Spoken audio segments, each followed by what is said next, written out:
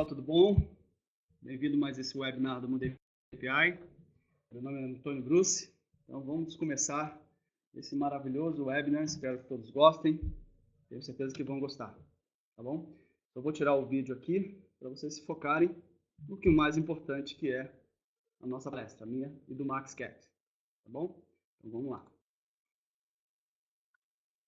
Transformação digital. Nossa, nós vivemos num mundo de transformação digital, né? E não é de hoje, né? Não é de hoje que a gente vem vendo justamente a transformação digital com a evolução da tecnologia, né? Só que nesses últimos anos, especificamente nesses últimos 2, 3 anos, a transformação digital ela tem sido muito mais pujante, né? Porque passou a ser uma transformação digital necessária para as empresas, tá? Então, hoje a gente tem muitas empresas que elas têm alguns modelos que são modelos engessados. E operações engessadas, operações que necessitam justamente do quê? Operações que necessitam da informação disponibilizada em cada ponto, né, do seu processo produtivo, e também nos clientes e em todo o ambiente que ela se encontra. E a transformação digital ela acontece em todas as indústrias, né? Principalmente aquelas indústrias de serviços. Tá? Então, o que a gente vê de tecnologia? Nós vemos muita coisa nova de tecnologia. E, mais uma vez, não é de hoje. Se a gente está falando, assim, por exemplo, de realidade ampliada, alguns anos também. Se a gente está falando de skeleton, alguns anos. Só que essas tecnologias, desde o carro até a realidade virtual, até drone, se vocês forem lembrarem, drone, há 2 anos atrás, ele basicamente não existia, né? Então, são todas as tecnologias que elas vêm se maturando ao longo dos anos, e isso faz com que as empresas percebam, né, e queiram utilizar essas tecnologias para criarem vantagens competitivas nas suas operações, o que faz com que elas passem por um momento de transformação digital. Aqui, por exemplo, tem a Scania, né, no slide. A Scania, aqui no Brasil, há pelo menos 1 ano atrás, ela já fez um automóvel sem motorista, né? Usando APIs. Tá? Ou seja, mais uma vez, a gente vê essa evolução de tecnologia, né? E a transformação digital ela vem ocorrendo junto com a evolução da tecnologia. E aí, se a gente for lembrar dos primórdios, né? Em 1983, foi a primeira patente do RFID. E aí, se você quer o Radio Frequency Identification ID, e se você olhar, por exemplo, naquela época, a gente poderia pegar um RFID, jogar, por exemplo, num pneu, né? E ler através de uma antena de RFID. E mostrar todos esses resultados de leitura através de um software, né? Através de uma interface gráfica. Tá? Esse RFID, essa identificação através do RFID, poderia estar, por exemplo, num aeroporto, poderia estar sendo lido através de warehouses e sendo lido através, por exemplo, de antenas dentro, na entrada de aviões. Né? Não é uma tecnologia nova. RFID também, ou seja, você poderia utilizar em trens, né, para justamente captar ou fazer o tracking daquele item, né? E você poderia criar sistemas, como eu tinha falado aqui atrás, para que captasse essa informação. Só que isso tudo, ao longo dos anos, o que acontecia? As empresas elas criavam silos, né? Silos onde você tinha silos do departamento de RH, silos do departamento financeiro, silos do departamento XYZ, em que esses sistemas eles não conversavam. E o que é pior, né? Você, numa cadeia de valor, desde o fornecedor de matéria-prima até o cliente final, eram silos, né? Onde esses silos eles também não se conversavam. Né? E aí houve, lógico, nos anos 2000, quando surgiu a parte de SOA, e também o conceito não, a atividade de integração, o objetivo, até hoje, é justamente diminuir esses silos, né? Entre tanto os silos que existem dentro das empresas, né? Como os silos existentes numa cadeia de valor como um todo. Né? Só que aí é o seguinte, mesmo isso era difícil, né? Aí que surgiu a parte de API. Na realidade, API é um termo muito antigo. Né? Só que ele vem evoluindo muito porque as pessoas criaram uma nova roupagem para a API, onde facilitou tanto a integração do produtor de API quanto do consumidor de API. Com isso, houve um boom muito grande de APIs, porque as empresas elas perceberam que isso é uma forma, né, de você criar uma porta de entrada para os seus processos produtivos ou para o seu core mesmo. Isso passou a ser interessante, porque a partir do momento que você tem essas portas, né, como o exemplo aqui numa cadeia de valor, você te possibilita você fazer toda uma transformação digital para que você tenha o acompanhamento do que acontece nessa cadeia de valor. Nesse nosso exemplo, desde o fornecedor de matéria-prima até o cliente final. Tudo isso através da execução de várias APIs, né? Hoje, o que a gente tem? A gente tem uma diferença muito grande, né? Ou seja, de características de APIs. Você tem APIs públicas que qualquer um que acessa, por exemplo, uma empresa, esse consumidor de API pode estar utilizando, e você tem APIs privadas e protegidas. APIs privadas somente no escopo da empresa e protegidas no escopo da empresa ou de seus parceiros, né? Então, o que vocês conseguem perceber é que nesse iceberg, né, a gente tem um conjunto menor de APIs públicas, tá? E um conjunto muito maior de APIs privadas, né? E aí, se a gente for falar de volume de APIs públicas, em 2013, de acordo com a Programa Web, nós temos foram catalogados 10.302 APIs públicas. É um valor significativo, né? Mas ele não reflete o conjunto de APIs existentes, porque o conjunto de APIs é muito maior, conjuntos que existem dentro de APIs privadas, porque afinal de contas as empresas elas querem eliminar esses silos, né? Elas querem criar uma forma mais transparente, fácil de entendimento do seu core business e integração mesmo desse core business, né? E aí veio o quê? Veio a economia dos apps. Quantos apps a gente tem nos nossos celulares, né? Veio também a massificação de smartphone, poder de processamento, o que permitiu um boom gigantesco dessa parte de economia de apps. E junto ao apps, veio também o quê? A economia de APIs, porque a economia de APIs permite com que esses apps tenham maior riqueza de informação na ponta dos dedos do usuário, né? E com isso, quando você visualiza que você pode fazer mashups de APIs, você começa a criar uma aplicação rica para aquele usuário, né? E aí começa a ficar interessante numa transformação digital dentro de uma cadeia de valor. Porque essas empresas, cada empresa, como eu tinha falado para vocês, elas têm o quê? Elas têm os seus processos, né? E o que é interessante? É que esses processos eles sejam linkados dentro dessa cadeia de valor. E aí você tem, essa cadeia de valor, você tem o quê? Uma visibilidade maior do que está acontecendo. E aí a transformação digital começa a realmente acontecer, porque fica mais rápido, mais ágil, a empresa fica mais competitiva, tá? E aí, juntando os dois mundos, a economia de apps com uma economia de APIs, o que a gente tem? A gente tem uma disponibilização de informação na ponta dos dedos, seja através de smartphones, seja através de aplicações web, seja através de equipamentos IoTs, seja através de outros sistemas. Com a economia de APIs, você começa a distribuir uma série de APIs e começa a fazer essas integrações para que você tenha informação mais disponível para o usuário, né? Seja ele qual for, usuário corporativo, usuário pessoa física, que seja, né? Fazendo também com que a empresa fique mais inteligente e mais ágil, né?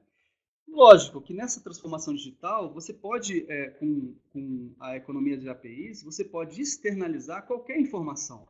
Seja informações em cloud, seja informações em Big Data, seja informações em IoT, seja qualquer tipo de informação. O legal é o seguinte, que a transformação digital, junto às APIs, junto com a economia de apps, permite que a empresa fique mais ágil, né? Mais forte, né? E por que isso tudo aconteceu, né?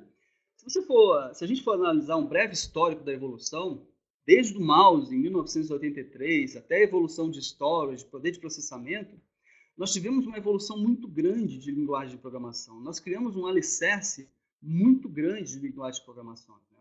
Você foi desde lá do X, do Assembler, né? Que era horrível de programar e desenvolver, até hoje, que são linguagens mais ágeis como o Ruby on Rails. Então, com isso, foi criado uma grande biblioteca de código mesmo, uma facilidade muito maior, tanto de processamento como de construção de aplicativos. Né? E isso permite também que a transformação digital vá muito mais rápido. Né? Aqui um breve histórico, por exemplo, da evolução de hardware, né? Da Apple, né? Repare que é uma velocidade muito grande, né? Desde 1996 até 2011, quando surgiu os iPads, ou 2010, quando surgiu os iPads, o mundo mudou muito e muito rápido. Né? E quem já entendeu sobre transformação digital? Uma das empresas que eu gosto muito é a AT&T Estados Unidos. Né? A Telecom AT&T, ela entendeu perfeitamente o papel de uma transformação digital.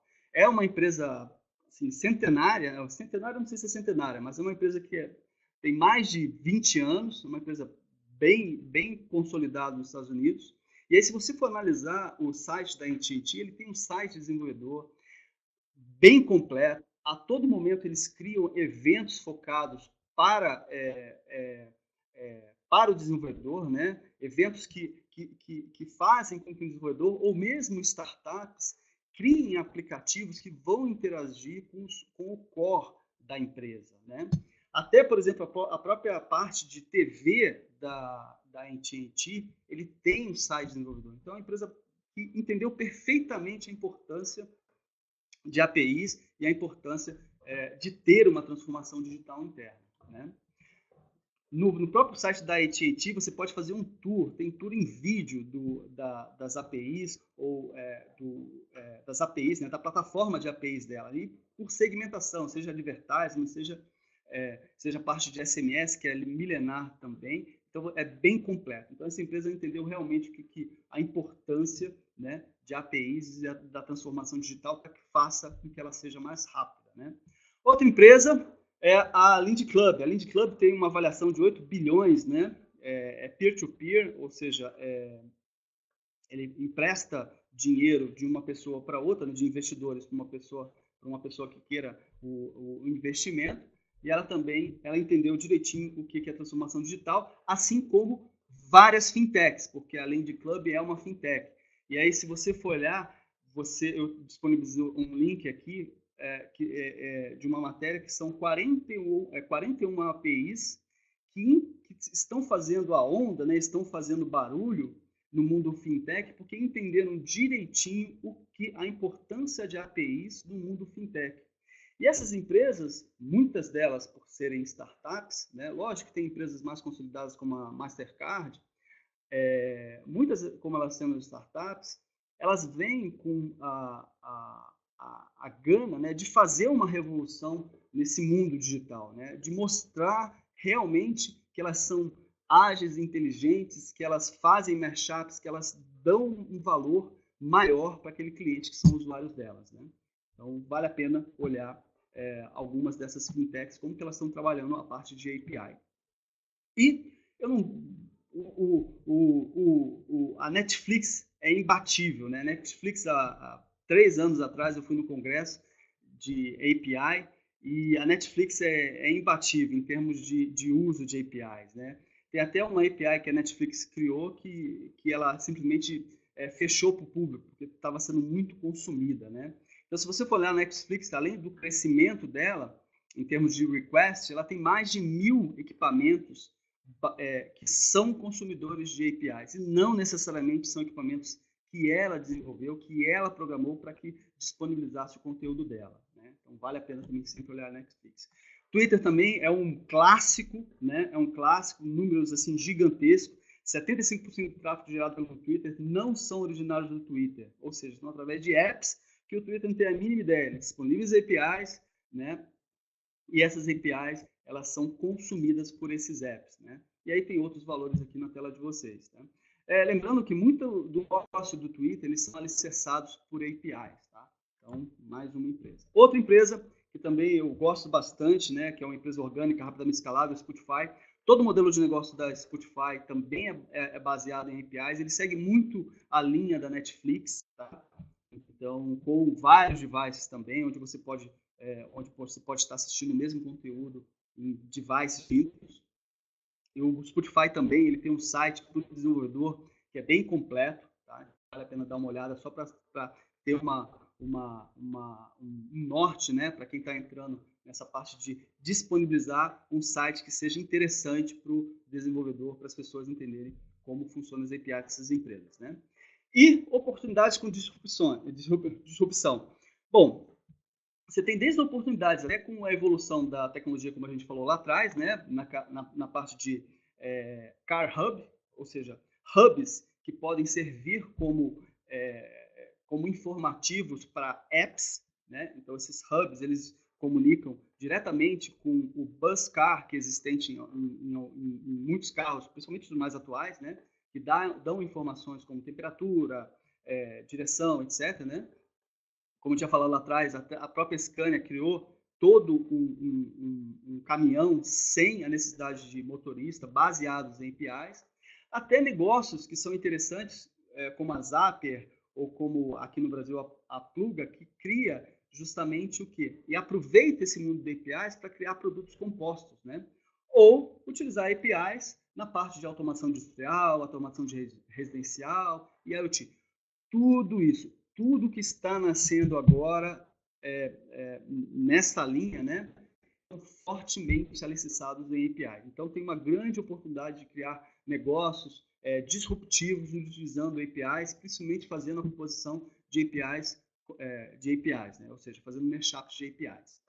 E até, por último, né, cidades inteligentes. Aqui no Brasil a gente carece muito de cidades inteligentes. Então, desde você, por exemplo, ler como está o índice de criminalidade de uma cidade, né? Ou até você fazer enquetes, né, para a parte política, né? Aproveitando que a gente vive um momento político crítico, né?